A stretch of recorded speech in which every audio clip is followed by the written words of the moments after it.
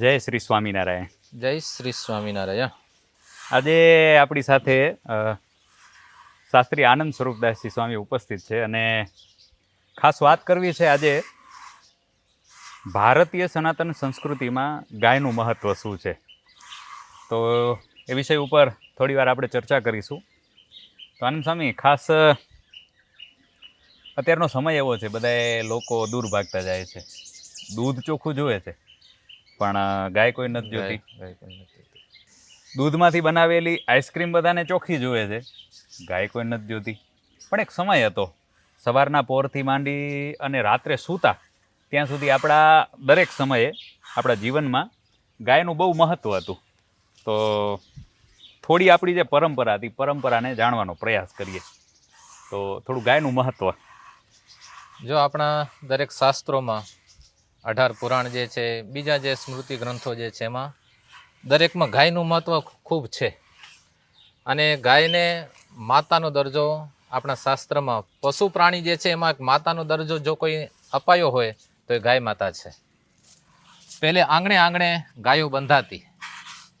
ખાલી ગાયને માતા તરીકેનું જ બિરુદ આપ્યું છે એટલું નથી, પણ વાસ્તવિક રીતે ખરેખર આપણા વિશેષ કરીને ગરુડ પુરાણ લઈ લો. હાલો, ગરુડ પુરાણમાં વૈતરણી નદીનું જે વર્ણન છે આપણા શાસ્ત્રમાં, વૈતરણી નદીનું દરેક શાસ્ત્રમાં વર્ણન છે. જ્યાં ધામમાં જાય છે જીવાત્મા, એમાં વૈતરણી નદી એને તરવી પડે છે. અને વૈતરણી નદી જે તરવી એ બહુ અઘરી છે. ત્યાં એ જ વ્યક્તિ તરી શકે વૈતરણી નદી કે જેને ગાય દેખાય, ગાયની સેવા કરી હોય તો એને પૂંછડાના દર્શન કરીને, સ્પર્શ કરીને, પૂંછડાને પકડી કરીને પણ જુદી જુદી બધી માન્યતાઓ છે. તો એ ગાય માતા જે છે એ વૈતરણી નદી એને પાર કરાવે અને જીવાત્મા જે છે એ પરમાત્માના ધામમાં જાય. આવી ગાય માતાની અનોખી એક ગાથા આપણા અનેક શાસ્ત્રોમાં ઉપલબ્ધ છે. એટલે ગાય જે છે એ જીવનમાં બહુ જરૂરી છે. અત્યારે ઘરે ઘરેથી ગાયો નીકળી ગઈ. પહેલે ગાયો જે છે એ આપના ઘરના આંગણામાં રહેતી, વાડીમાં તો રહેતી, પણ વાડીએથી ઘરે આવતી ને ઘરના આંગણામાં રહેતી અને ત્યાં આખી રાત ત્યાં જ બંધાતી અને ત્યાં સેવા ચાકરી થતી. આવું ગાયનું ખૂબ મહત્વ છે. સ્વામી, એક પરંપરા હતી આપણી, સવારના પોરમાં જાગતા. હા, એ પણ હતું કે માં હોય કે બહેન હોય, સ્ત્રીઓ એ જ્યારે રસોઈની શરૂઆત કરે, અત્યારે રોટલી છે, પહેલે નાના રોટલા આવતા, તો એ રોટલા કે રોટલી એ પહેલું જે બનતું ને એ ગાય માતા માટે બનતું. અને બને અને ગાય માતા આંગણે આવી જોઈએ કે બારે બજારમાં ગાય ઊભી જોઈએ કે મને આ જગ્યાએથી મળે છે, એ આવી કરીને પેલો રોટલો કે રોટલી એ ગાય માતાને અપાતી. એવી આપણી જૂની પરંપરા, અને એ પરંપરા સાચી હતી. ખરેખર સરાહનીય એ પરંપરા છે ગાય માતા માટે, બહુ સરસ હતી. અને અત્યારે પણ હજી જો જાગૃત થાય, જે બંધ થઈ ગયો ત્યાં, તો સારું રહે. ગાયનું આપણે નાની મોટી સેવા કરી પણ એ કહેવાય. ભાગવતની કથા સાંભળીએ ને, જ્યારે પણ ભગવાન કૃષ્ણના ચરિત્ર સાંભળતા હોઈએ ને કાંઈ પણ આફત આવે કે કોઈ અસુરો આવ્યા હોય, ત્યારે મોટે ભાગે કથામાં દરેક વક્તાઓ પાસેથી પણ એ જ સાંભળીએ છે ને. મૂળ ભાગવતમાં પણ એવી જ કથાઓ આવે છે કે કાંઈ પણ તકલીફ આવે એટલે તરત જ તકલીફના નિવારણ માટે ગૌશાળાઓમાં જવાતું. એવી કથા છે. એ કૃષ્ણને જેટલી પણ આફત આવી, એ ખાલી વક્તાઓ કહે છે એવું નથી. તમે મૂળ ભાગવત વાંચો ને, સમય આપણે વાંચીએ, પૂતના માસી આવ્યા, એને જ્યારે એનું મૃત્યુ થયું, એનો ઉદ્ધાર કર્યો, પછી માં યશોદા અને બાબા નંદ એને લઈ કરી અને ગૌશાળામાં ગયા છે. ગમે તે અસુર આવે, એ અગાસુરો કે ભૌમાસુરોએ જ્યારે માં યશોદાને અને બાબા નંદને ખબર પડે એટલે ગૌશાળામાં જાય અને એની ઉપર ગૌમૂત્રની જે પણ કાંઈ વિધિ કરવાની હોય એ બધી વિધિ કરે. એટલું જ નહીં, ભાગવતમાં ગૌશાળામાં જે પૂતના માસી મર્યા અને પછી જે બાબા નંદ અને યશોદા કૃષ્ણને લઈ કરી અને ગૌશાળામાં ગયા છે, તો ત્યાં અમુક શ્લોકો છે, પૂતના અષ્ટક કહેવાય. એનું પાઠ કરે અત્યારે તો પણ બાળકને કંઈક શાંતિ થાય એવું વર્ણન છે ત્યાં. એટલે પૂતના અષ્ટક પણ ત્યાં છે ગૌશાળામાં. અને પહેલે જે પણ કંઈ નાના મોટા વિધિઓ થતા ને એ ગૌશાળામાં થતા. સામે બાળકનું નામકરણ સંસ્કારો, એનીથિંગ હોમ હવન કરવા હોય તો ત્યાં સારી રીતે થતું. અને અત્યારે એવી ગૌશાળા છે જ્યાં હોમ હવન થતા હોય. લોકો જાગૃત કરી છે, નથી કરી એવું નથી છે. આપણી માત્ર એક પરંપરાઓ હતી એટલું જ નહીં, પણ અત્યારે પણ જોઈએ ને તો કાંઈ પણ નાની મોટી શારીરિક તકલીફો, જેમ કે ચામડીના રોગ હોય તો ગૌમૂત્ર ગોબરથી એને સ્નાન કરાવવામાં આવે છે. અને કંઈક બીજી પણ ઘણી બધી માનસિક તકલીફો હોય, જેમ કે હમણાં થોડા સમય પહેલાં એક સંત પાસે બેઠો હતો, મારી જ ઉંમરના સંત. મને કે મને માથું બહુ દુખે છે. એટલે એક અનુભવની વાત કરું. મને કે માથું બહુ દુખે છે.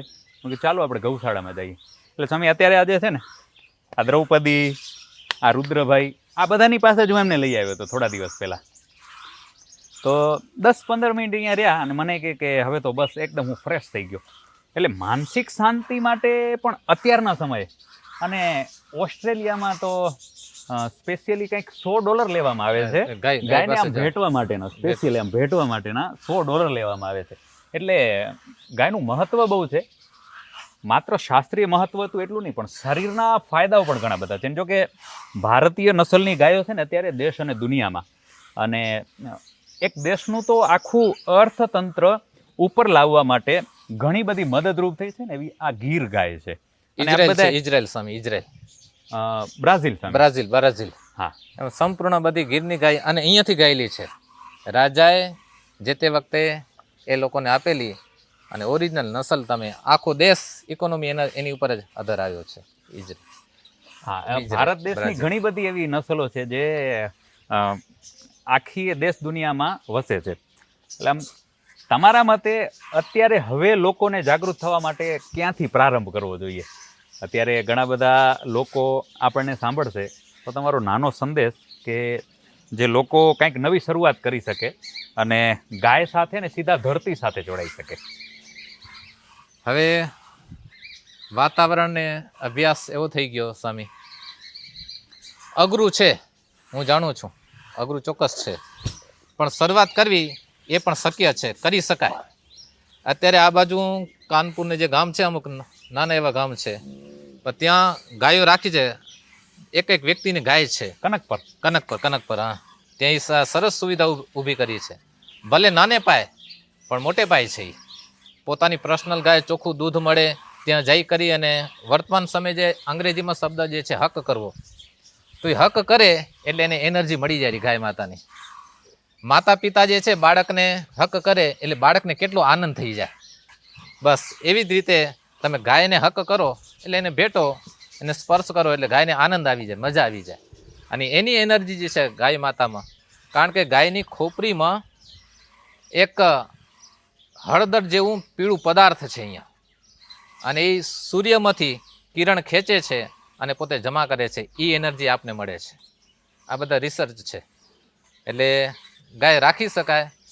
ગામવાળા બધા ભેગા થઈ કરીને કંઈક નવું પ્લાન બનાવે. મોટી એવી ગૌશાળા, ઘરે ઘરે ન રાખી શકે, સેવા ન કરી શકે, તો 10-12 ગોવાળિયા ભેગા થઈ કરી અને એને સોંપી દે, અને એ ગાયનું દૂધ એને જ જાય, અને એના જે માલિક હોય એ સવાર સાંજ જાય અને ગાયને પ્રેમથી હાથ ફેરવે, તો પણ આ ગાય રાખી કહેવાય, અને એમાંથી પણ આગળ વધી શકાય. જો કે ગાયની તો જેટલી વાતો કરીએ એટલી ઓછી છે, પણ સમય મર્યાદા હોય એટલે આ તો માત્ર પ્રયાસ નાનો કે એકાદ વાત કરી શકીએ. આવી તો હજારોની, લાખોની, કરોડો વાતો કરો ને ગાયોની, એટલી ઓછી ઓછી છે. મહત્વ બહુ છે આનામાં, અને જેટલા તમે એના નજીક જાઓ એટલું વધારે તમારી નજીક આવે છે.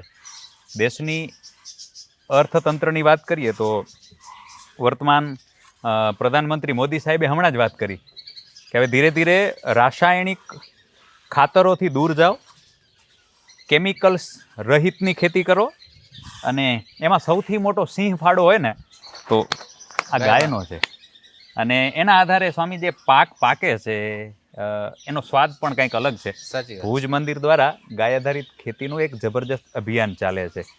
કદાચ ખેડૂત મિત્રો હો અને સાંભળતા હો તો જોડાજો ચોક્કસ.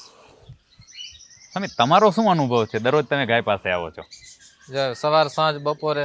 મારે તો દરરોજ અહીંયા ગુરુકુલમાં છું અત્યારે, અને સંતો કહેવાથી ને થોડો ગાયોમાં પ્રેમ ખરો એટલે 4-5 વખત હું આવી જાઉં. શાંતિ થાય, ગાયને હાથ ફેરવી, થોડી કંઈક એનર્જી મળી રહે. આખો દિવસ વ્યવહાર રહે, દોડધામ, છોકરાઓની થોડી ઘણી ઉપાધિઓ, એના પ્રશ્નો હોય, કારણ કે આપણે ગળતરમાં જોડાયેલા છીએ બધા, હું કહીએ એટલે એ આવી શાંતિ થઈ જાય, ફ્રેશ થઈ જાય. એટલે તમને અહીંયા આવવું પડે છે કે આ ખેંચી આવે છે? ખેંચી આવે.